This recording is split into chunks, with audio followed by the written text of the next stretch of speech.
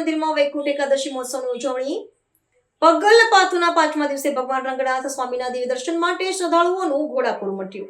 તામિલનાડુના તિરુચિરાપલ્લી સ્થિત વિશ્વ પ્રસિદ્ધ શ્રીરંગમ અરુલમિંગુ રંગનાથ સ્વામી મંદિરમાં પરંપરાગત વૈકુંઠ એકાદશી મહોત્સવની અત્યંત શ્રદ્ધાપૂર્વક ઉજવણી કરવામાં આવી રહી છે.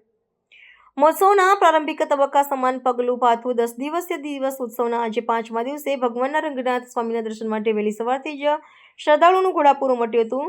સુપ્રસિદ્ધ વૈષ્ણવ તીર્થધામમાં આયોજિત આ ઉત્સવ દરમિયાન સમગ્ર મંદિર પરિસર ભક્તિમય વાતાવરણ અને વૈદિક મંત્રોચ્ચારથી ગુંજી ઉઠ્યું હતું.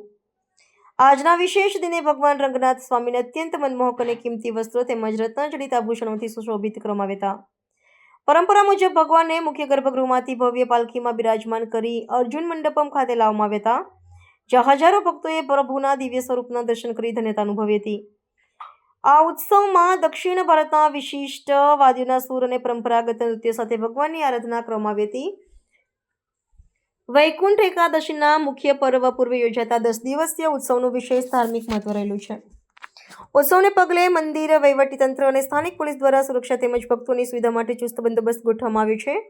આગામી દિવસોમાં જ્યારે વૈકુંઠ એકાદશીના દિવસે પરમપદ વાસસ્થળ ખુલશે ત્યારે લાખોની સંખ્યામાં શ્રદ્ધાળુઓ ઉમટી પડે તેવી શક્યતાને જોતા ખાસ વ્યવસ્થાઓ ઊભી કરવામાં આવી છે.